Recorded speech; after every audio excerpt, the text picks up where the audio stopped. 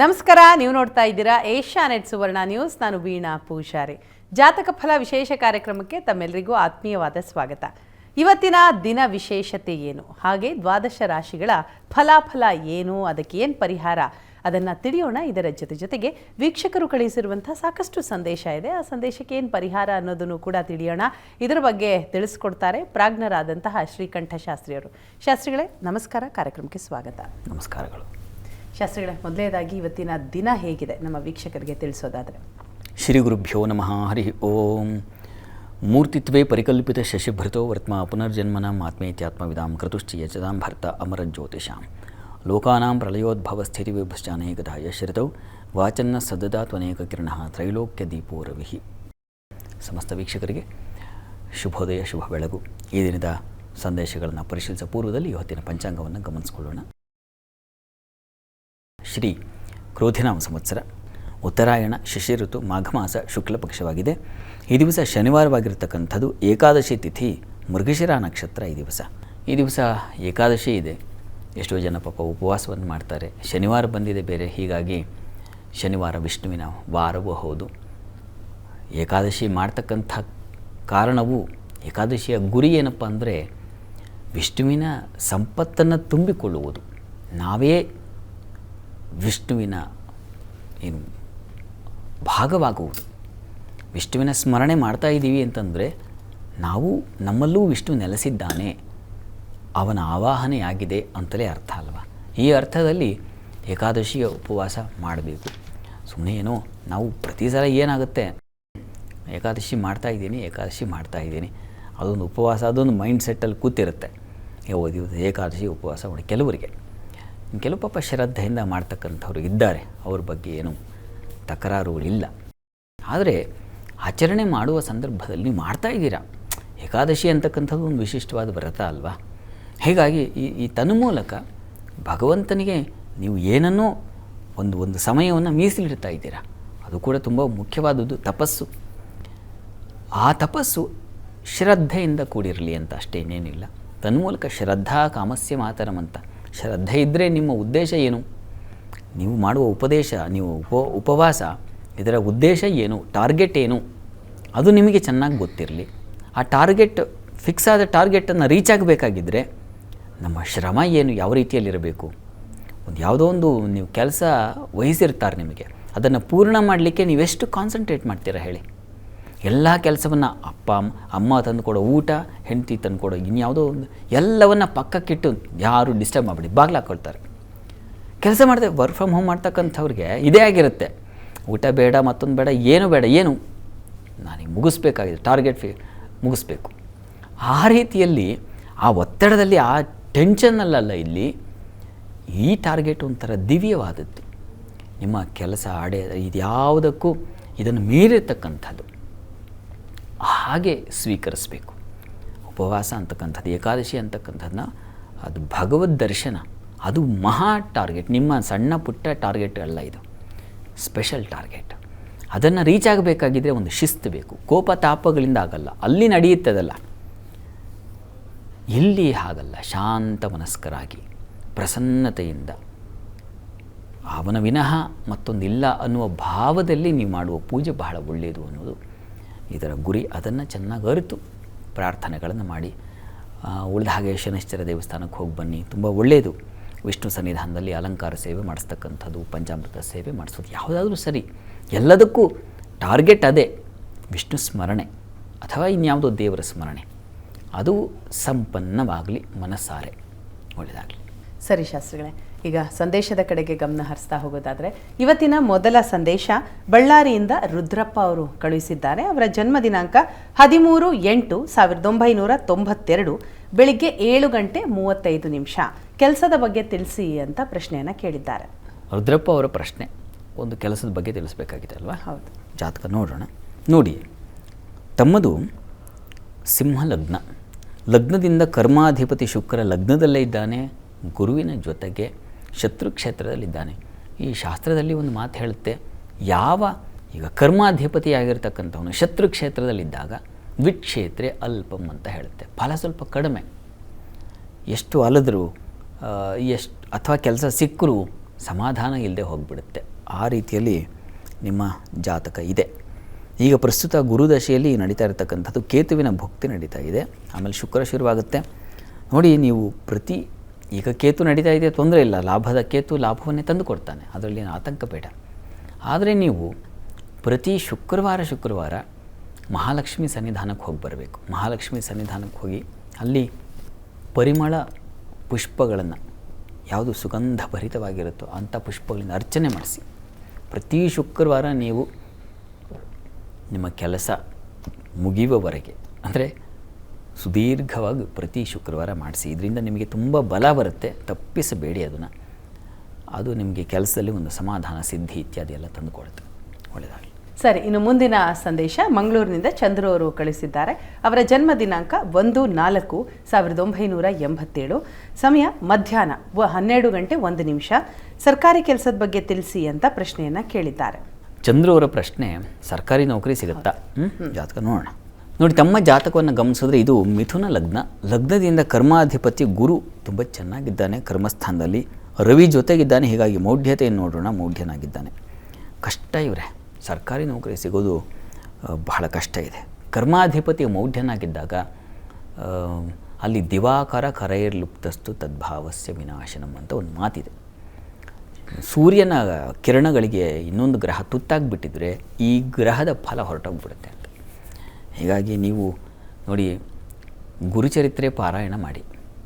ಅದು ನಿಮಗೆ ಬೇರೆ ಕೆಲಸ, ಜೀವನ ನಿರ್ವಹಣೆಗೆ ಬೇಕಾಗಿರ್ತಕ್ಕಂಥ ಕೆಲಸವನ್ನು ಗುರು ಖಂಡಿತ ತಂದು ಕೊಡ್ತಾನೆ. ಒಂದು ಸಲ ಸಾಧ್ಯವಾದರೆ ಗಾಣಗಾಪುರಕ್ಕೆ ಹೋಗಿ ಬನ್ನಿ, ಗುರು ಸೇವೆ ಮಾಡಿ. ಭಕ್ತಿಯಿಂದ ಗುರು ಸ್ಮರಣೆ ನಿರಂತರವಾಗಿ ಮಾಡಬೇಕು ನೀವು. ಆಗ ಕೆಲಸದಲ್ಲಿ ಒಂದು ಬಲ ಕಾಣಲಿಕ್ಕೆ ಸಾಧ್ಯತೆ ಉಂಟಾಗುತ್ತೆ. ಒಳ್ಳೆಯದಾಗಲಿ.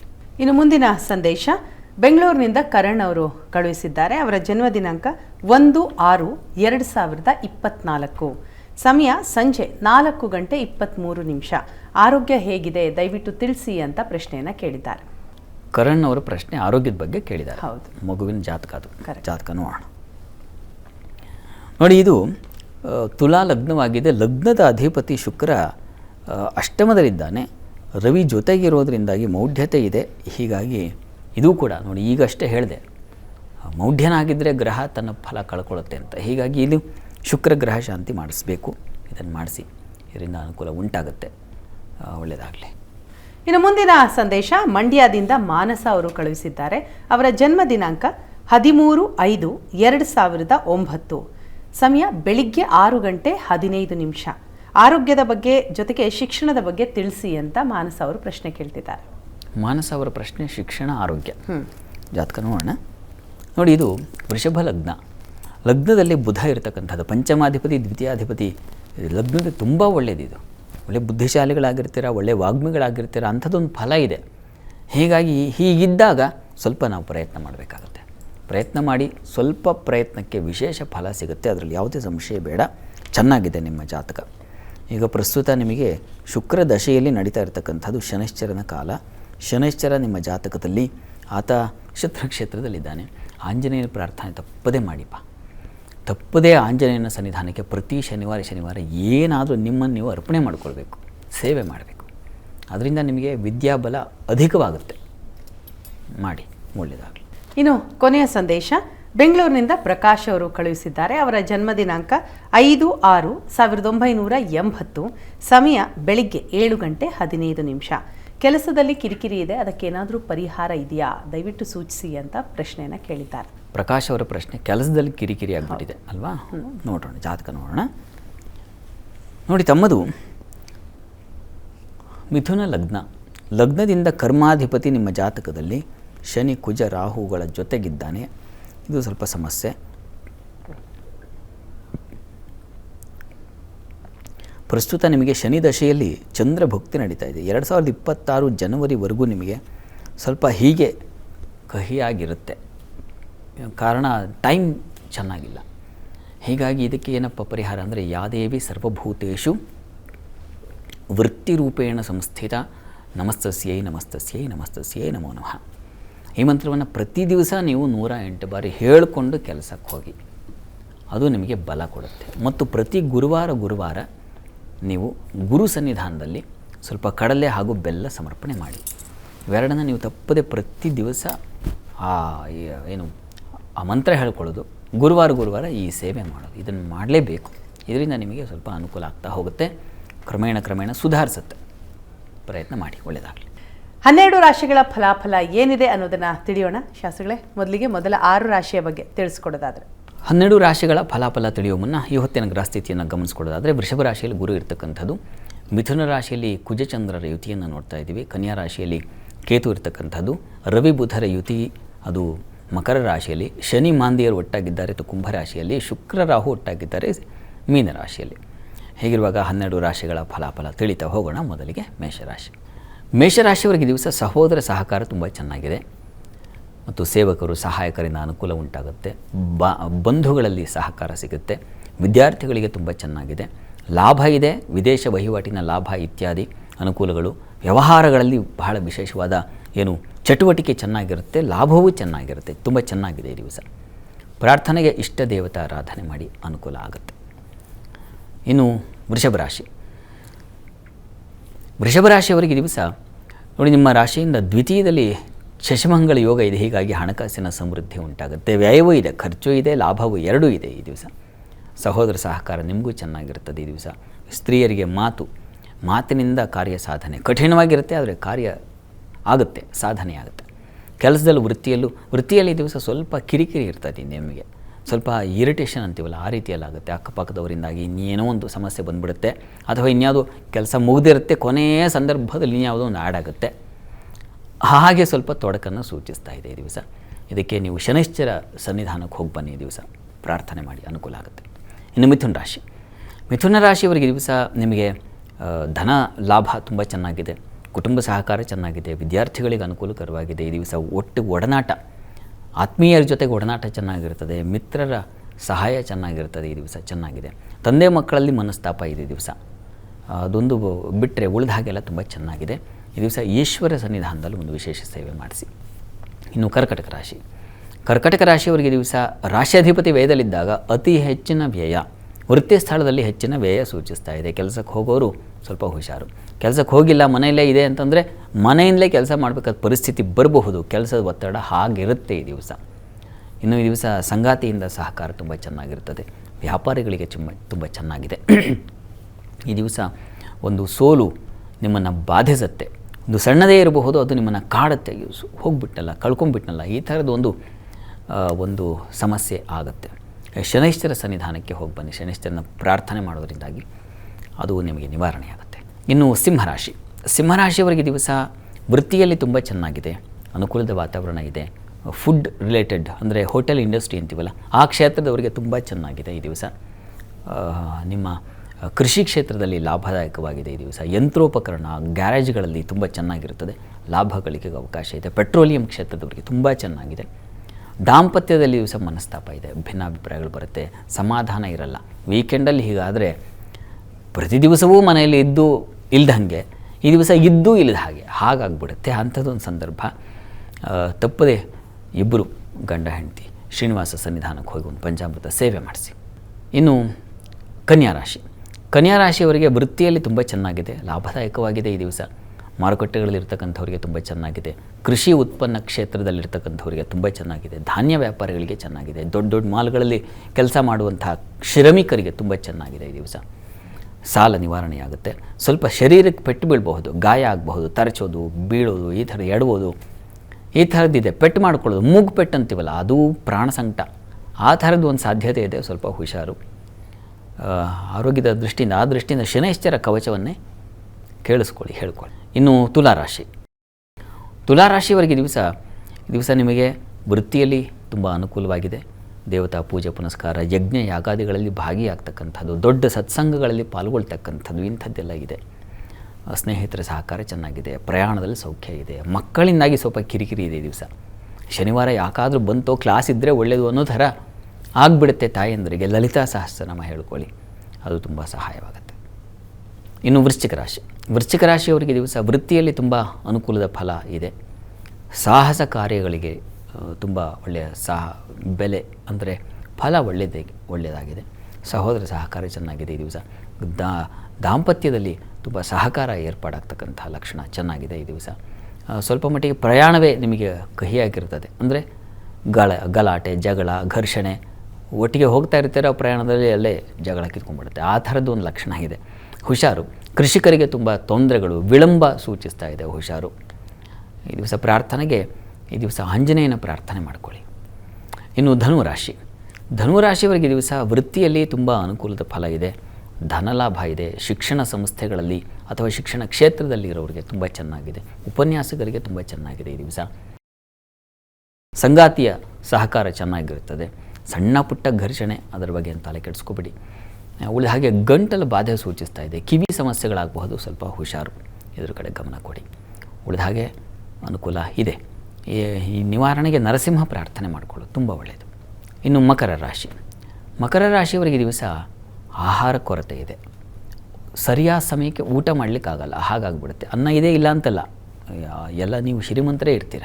ಅಂದರೆ ಊಟಕ್ಕೆ ಕೊರತೆ ಆಗಲ್ಲ, ಆದರೆ ಸಮಯ ವ್ಯತ್ಯಾಸ ಆಗೋ ಸಾಧ್ಯತೆ ಕೆಲವೊಂದು ಸಂದರ್ಭ, ಅಂಥದ್ದೊಂದು ಸಂದರ್ಭ ಇದು. ಇನ್ನು ಈ ದಿವಸ ಸಂಗಾತಿಯ ಆರೋಗ್ಯ ವ್ಯತ್ಯಾಸ ಆಗ್ತಕ್ಕಂಥದ್ದು, ಶತ್ರು ಬಾಧೆ ಮತ್ತು ಭಯದ ವಾತಾವರಣ, ಸ್ವಲ್ಪ ದೇಹಕ್ಕೆ ನಿಮಗೂ ಕೂಡ ಈ ಬೆಂಕಿ ಸಂಬಂಧಿ ತರಚೋದು, ಗಾಯಗಳಾಗ್ತಕ್ಕಂಥದ್ದು, ಸುಟ್ಕೊಳ್ತಕ್ಕಂಥದ್ದು, ಈ ಥರದ್ದಿದೆ. ಹುಷಾರು. ಬೆಂಕಿ ಸಂದರ್ಭದಲ್ಲಿ, ನೀರಿನ ವಿಚಾರದಲ್ಲೂ ಸ್ವಲ್ಪ ಹುಷಾರಾಗಿರಿ. ಕೆಲಸದಲ್ಲೆಲ್ಲ ತುಂಬ ಚೆನ್ನಾಗಿದೆ, ಅನುಕೂಲ ಇದೆ, ಆತಂಕ ಬೇಡ. ಪ್ರಾರ್ಥನೆಗೆ ದಿವಸ ನೀವು ಕೂಡ ನರಸಿಂಹ ಕವಚ, ನರಸಿಂಹ ಸ್ತುತಿ ಹೇಳ್ಕೊಳ್ಳೋದು ತುಂಬ ಒಳ್ಳೆಯದು. ಇನ್ನು ಕುಂಭರಾಶಿವರಿಗೆ ಆರೋಗ್ಯ ವ್ಯತ್ಯಾಸ ಇದೆ. ತಲೆನೋವು, ಕಣ್ಣಿನ ಬಾಧೆ ಇವುಗಳನ್ನು ಸೂಚಿಸ್ತಾ ಇದೆ, ಹುಷಾರು. ಉದರ ಬಾಧೆ ಸೂಚಿಸ್ತಾ ಇದೆ, ಹುಷಾರು. ಇದರ ಹೊರತಾಗಿ ಮಕ್ಕಳಿಂದ ಈ ದಿವಸ ಸಮಾಧಾನ, ಪರವಾಗಿಲ್ಲ ಹಾಗಿದೆ. ಇನ್ನು ಈ ದಿವಸ ಸ್ತ್ರೀಯರಿಗೆ ಬುದ್ಧಿಬಲ ಚುರುಕಾಗಿರ್ತದೆ, ಕೋಪನೂ ಹಾಗೆ ಇರ್ತದೆ. ಕುಜ ಚಂದ್ರ ಒಟ್ಟಾಗಿದ್ದಾಗ ಯೋಗವೇ ಅದೊಂದು ಫೋರ್ಸ್ ಇರುತ್ತೆ. ಹೀಗಾಗಿ ಸ್ವಲ್ಪ ತಾಮಸ ಗುಣವೂ ಬಂದುಬಿಡುತ್ತೆ. ಬೆಂಕಿ ವಾತಾವರಣ ಇದೆ, ಸ್ವಲ್ಪ ಹುಷಾರು, ಸಮಾಧಾನವಾಗಿರಿ. ಅದರ ಹೊರತಾಗಿ ಧನಲಾಭ ಇತ್ಯಾದಿ ಎಲ್ಲ ಅನುಕೂಲಕರವಾಗಿದೆ, ಆತಂಕ ಬೇಡ. ಪ್ರಾರ್ಥನೆಗೆ ದಿವಸ ನೀವೂ ಕೂಡ ನರಸಿಂಹ ಸ್ತುತಿಯನ್ನು ಹೇಳ್ಕೊಳ್ಳಿ, ನರಸಿಂಹ ಸನ್ನಿಧಾನಕ್ಕೆ ಹೋಗಿ ಬನ್ನಿ. ಇನ್ನು ಮೀನರಾಶಿಯವರಿಗೆ ದಿವಸ ಅಧಿಕ ವ್ಯಯ ಇದೆ. ಕಾಲಿಗೆ ತುಂಬ ತೊಂದರೆಗಳಾಗುವ ಸಾಧ್ಯತೆ ಇದೆ, ಹುಷಾರು, ಗಮನಿಸ್ಕೊಳ್ಳಿ, ನಿಧಾನಕ್ಕೆ ಓಡಾಡಿ. ಈ ದಿವಸ ನಿಮ್ಮ ಪ್ರಯಾಣ ಇತ್ಯಾದಿಗಳಲ್ಲಿ ತುಂಬ ಚೆನ್ನಾಗಿದೆ, ಅನುಕೂಲದ ವಾತಾವರಣ, ಸ್ನೇಹಿತರ ಸಹಕಾರ, ಒಟ್ಟಾಗ್ತಕ್ಕಂಥ ಬಂಧುಗಳೆಲ್ಲ ಒಟ್ಟು ಸೇರ್ತಕ್ಕಂಥದ್ದು, ಈ ಥರದ್ದೆಲ್ಲ ತುಂಬ ಚೆನ್ನಾಗಿದೆ. ವೃತ್ತಿಯಲ್ಲೂ ಅನುಕೂಲಕರವಾಗಿದೆ, ಆತಂಕ ಬೇಡ. ಈ ದಿವಸ ವಿಶೇಷ ಲಾಭ ಅಂತೂ ಇದೆ. ವಸ್ತ್ರ ವ್ಯಾಪಾರ, ಆಭರಣ ವ್ಯಾಪಾರ, ಇಂಥವರಿಗೆಲ್ಲ ತುಂಬ ವಿಶೇಷವಾದ ಲಾಭಗಳಿಗೆ ಅವಕಾಶ ಚೆನ್ನಾಗಿದೆ.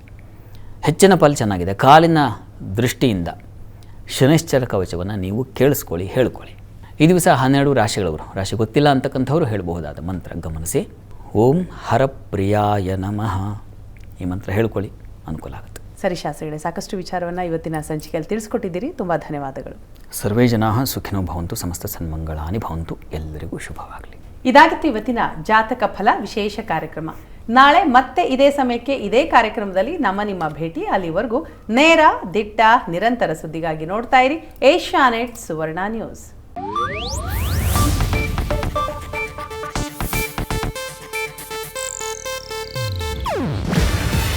ಇದು ಏಷ್ಯಾನೆಟ್ ನ್ಯೂಸ್ ನೆಟ್ವರ್ಕ್ ಪ್ರಸ್ತುತಿ. ನೀವು ನೋಡ್ತಿದ್ದೀರಾ ಏಷ್ಯಾನೆಟ್ ಸುವರ್ಣ ನ್ಯೂಸ್.